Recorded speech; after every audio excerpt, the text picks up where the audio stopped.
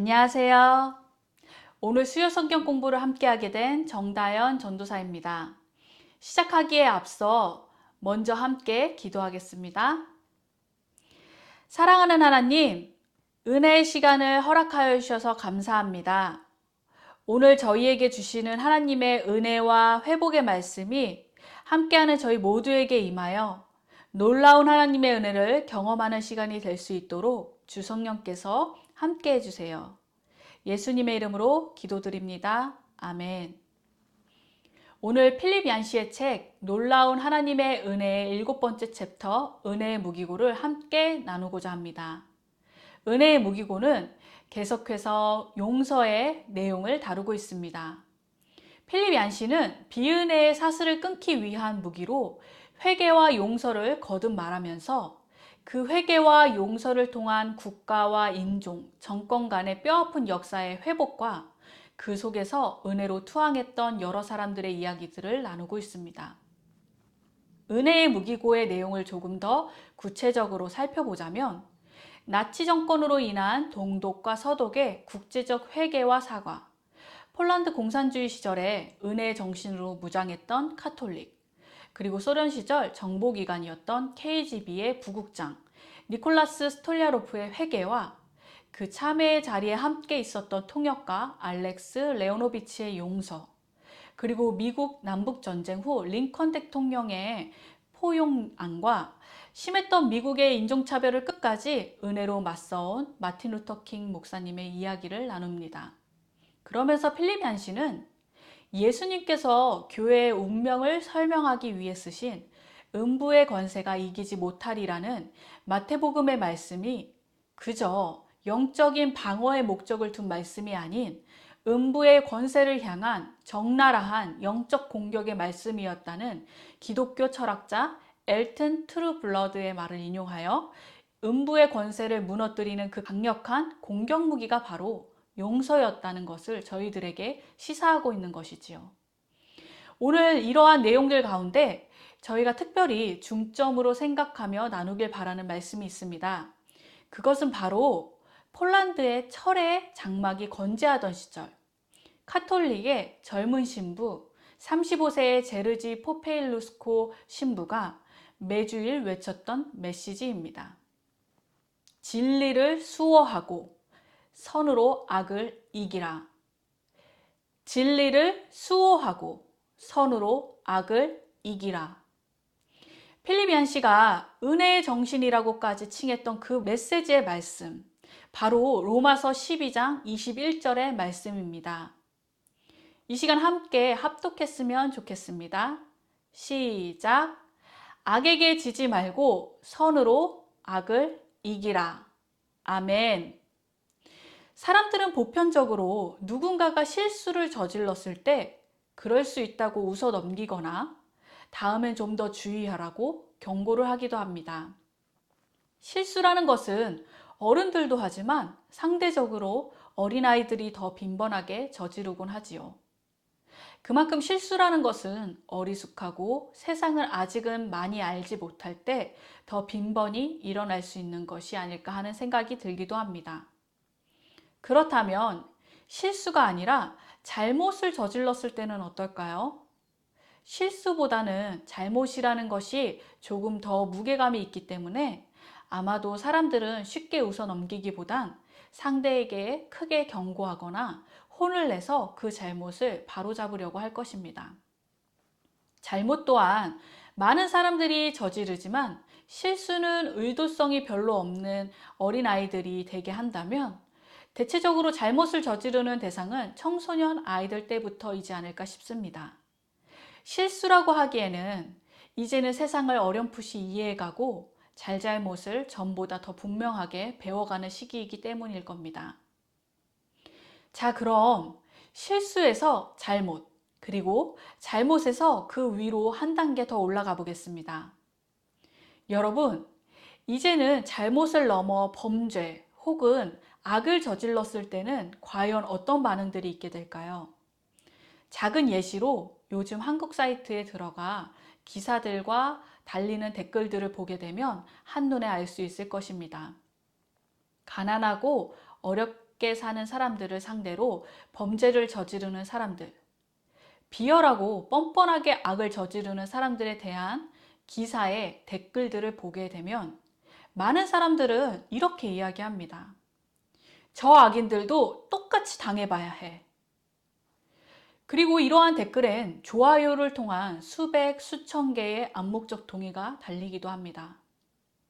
무엇이 다르기에 실수와 잘못보다도 악이라는 것에 사람들이 더 격한 반응을 보이는 것일까요?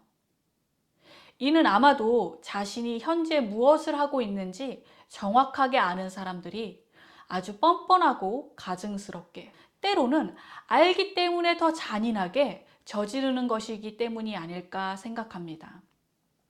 그래서 그렇게 악을 행한 자에게 똑같이 돌려주는 것만이 마치 정의로운 사회가 구현되는 것처럼 보이고 공평한 것처럼 여겨지게 되는 것이지요.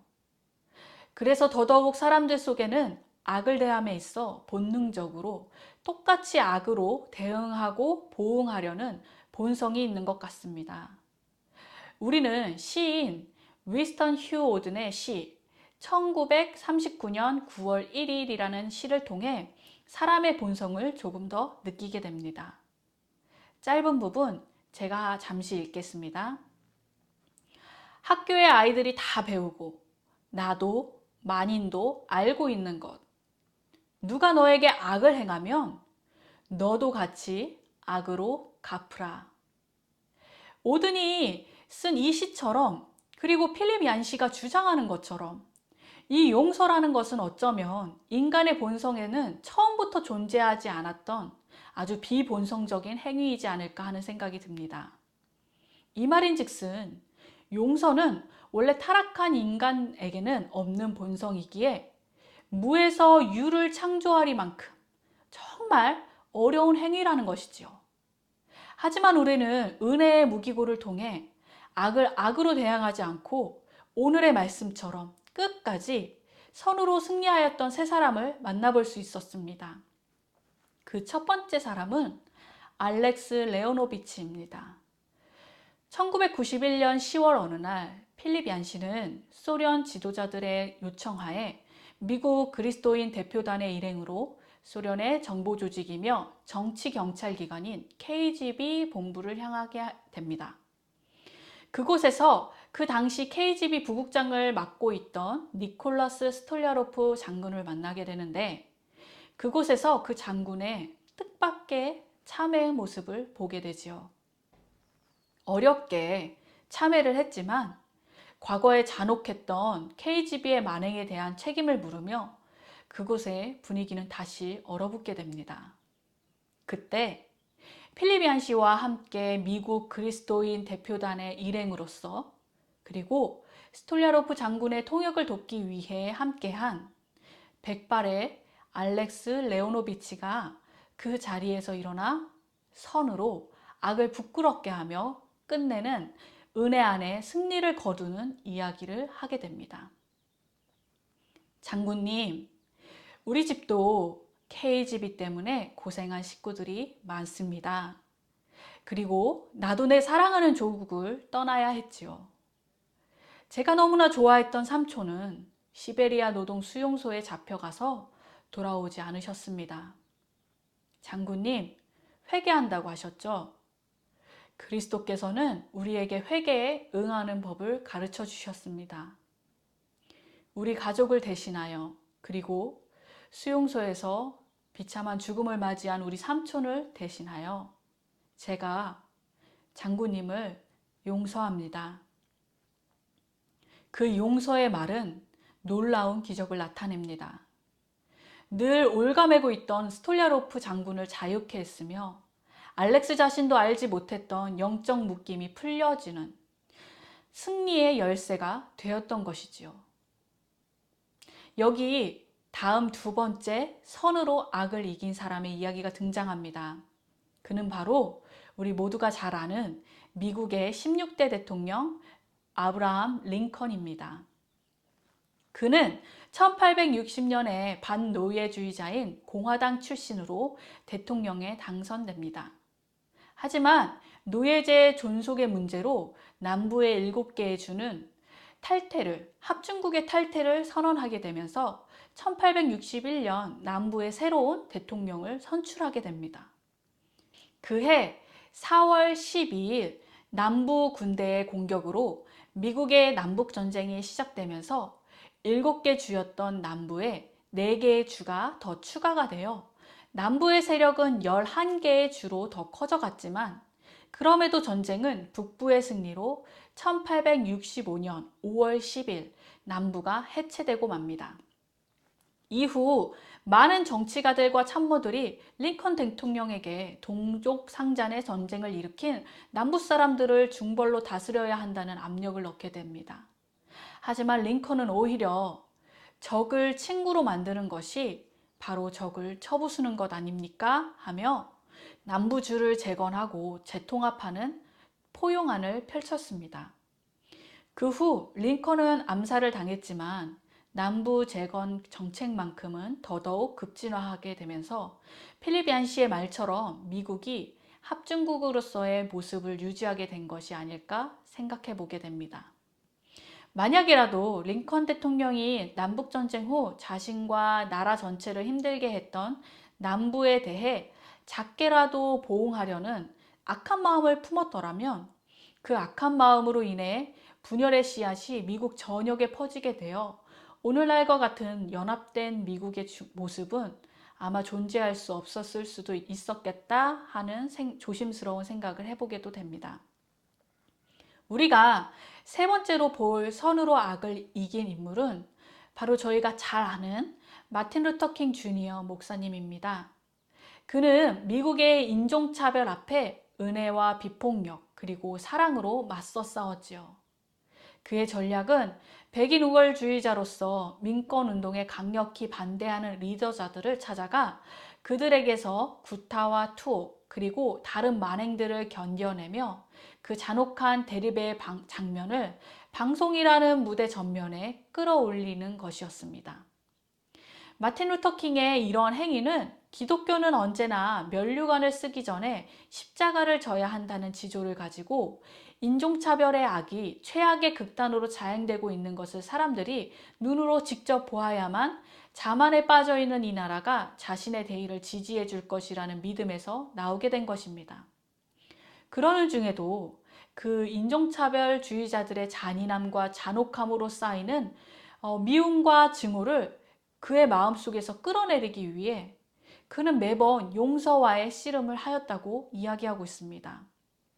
그는 자신을 쳐서 복종시키기 위해, 그러니까 그 용서의 단계에 올라서기 위해 수일간의 금식도 항상 마다하지 않았던 것이지요. 그렇다면 그들은 왜 선으로 악을 이기기 위해 자신을 쳐가면서까지 비본성적인 용서를 선택했던 것일까요? 필립 얀시는 그 이유에 대해 로렌스 밴더 포스트가 쓴 죄수와 폭탄이라는 책의 내용을 이야기하고 있습니다. 용서는 육에게 있어 중력의 법칙처럼 용서의 근본적인 법칙과 같다고 합니다. 이는 중력의 법칙을 무시하게 되면 육의 무릎이 깨지듯이 용서의 법칙을 어기게 되면 육이 아닌 영혼의 치명상과 함께 그 끔찍한 인과의 사슬에 매이게 되기 때문이라고 이야기하고 있습니다. 그의 이야기도 맞는 답이라고 생각합니다. 그러나 저희가 오늘 이 시간에는 그 답을 넘어선 용서라는 것의 근본적인 이유, 즉 비본성적이라고 말하는 이 용서를 우리 자신을 치면서까지 꼭 해야만 하는 그 이유에 대해 나누며 오늘의 결론으로 함께 나아가고자 합니다. 그 근본적인 이유는 딱 2가지로 말할 수 있겠습니다. 바로 하나님과 예수님 때문입니다. 추악함과 간악함 그리고 잔인함 등 모든 악한 수식어를 다 갖다 붙여도 넘치지 않을 사람들의 죄악을 오래 참으시고 자신의 독생자를 이 땅 가운데 보내셔서 우리를 용서하시고 우리를 하나님의 자녀로 삼아주신 하나님, 그분의 사랑은 용서를 넘어서 그분 자체로 모든 것이 가할, 선과 악이라는 것이 무의미할 정도로 큰 사랑을 우리에게 보여주신 것입니다. 그리고 예수님은 하나님의 독생자로서 신의 모습을 버리시고 이 땅 가운데 친히 찾아오셔서 우리의 모든 죄를 지시고 십자가에 달려 돌아가셨습니다. 아무런 죄가 없으신 그분이 견디기 어려운 채찍질과 그 당시 최고의 형인 십자가형을 모두 다 감당하셨지만 십자가에 달리시어 우리에게 그 어떠한 폭언이나 저주의 한마디도 없으셨습니다. 여러분, 혹시 십자가에서 예수님이 하신 말씀을 기억하시나요? 누가복음 23장 34절의 말씀입니다. 세 번역으로 함께 보겠습니다. 그때에 예수께서 말씀하셨다. 아버지, 저 사람들을 용서하여 주십시오. 저 사람들은 자기네가 무슨 일을 하는지를 알지 못합니다. 아멘. 예수님께서는 단 한 번도 악을 행하는 자들을 향해 악으로 갚지 않으셨습니다. 오히려 그들을 용서하셨지요. 그리고 로마서 12장 14절의 말씀처럼 그들을 축복해 주셨습니다. 은혜의 무기고 첫 부분을 보게 되면 폴란드 그리스도인들이 그 주기도문을 외우는 장면이 나옵니다. 거기에 우리가 우리의 잘못을 용서하여 준 것 같이 우리의 죄를 용서하여 주시옵고 라는 부분이 나옵니다. 이것이 바로 오늘 우리가 마음 깊이 새겨야 할 하나님의 말씀인 것 같습니다.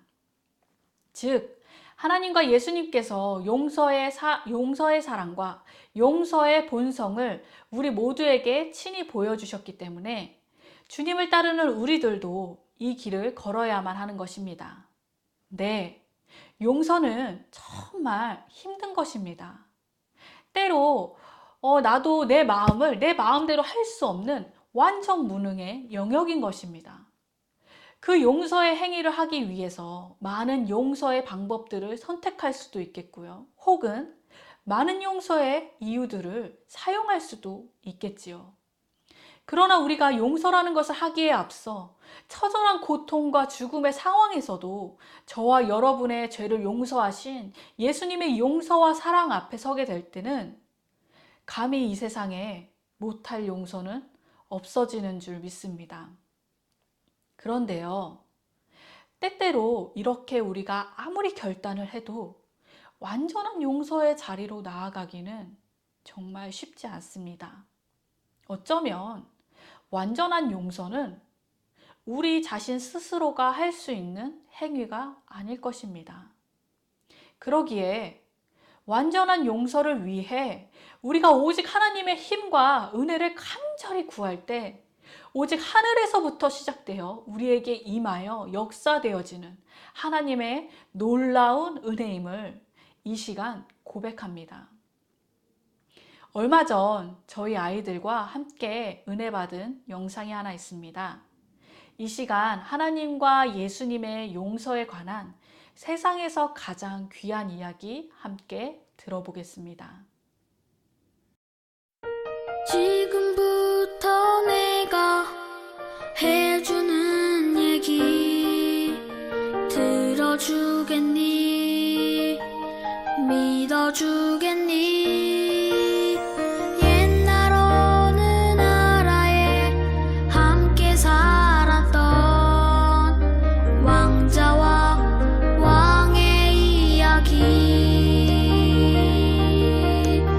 언제부턴가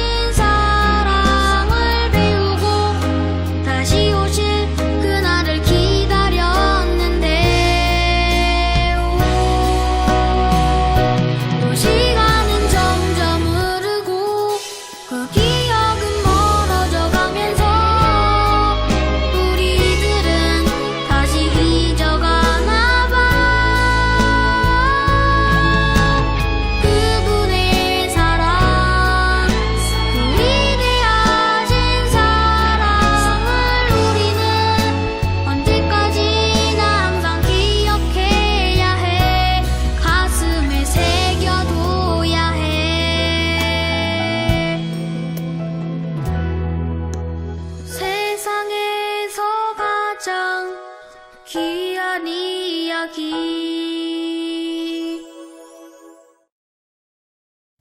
저희는 지금 사순절 2번째 주간을 지나고 있습니다. 저희 아이들에게도 우리를 구원하시기 위해 오신 예수님을 생각하며 감사하는 마음을 가지는 그런 날들로 함께 나누고 있는데요. 사순절을 지나고 있는 이때 오늘 함께 나눴던 그분의 용서를 기억하며 우리도 다른 이들의 잘못을 용서해 줄 수 있기를 성령 하나님께 간구하여 하나님의 놀라운 은혜를 경험하는 절기가 되었으면 좋겠습니다. 오늘 말씀과 함께 기도의 자리로 나아가기를 소망합니다. 함께 기도하시겠습니다. 형언할 수 없는 크신 사랑으로 우리를 용서하시고 품어주신 하나님 감사합니다. 오늘 저녁 그저 감사로 끝나는 시간이 아닌 나와 우리 주변을 돌아볼 수 있는 시간 되게 하시고 또한 그리하여서 하나님이 기뻐하시는 선한 은혜를 끼칠 수 있는, 베풀 수 있는 저희 모두가 될 수 있도록 은혜를 베풀어 주세요. 하나님, 예수님, 성령님 감사합니다. 예수님의 이름으로 기도드립니다. 아멘.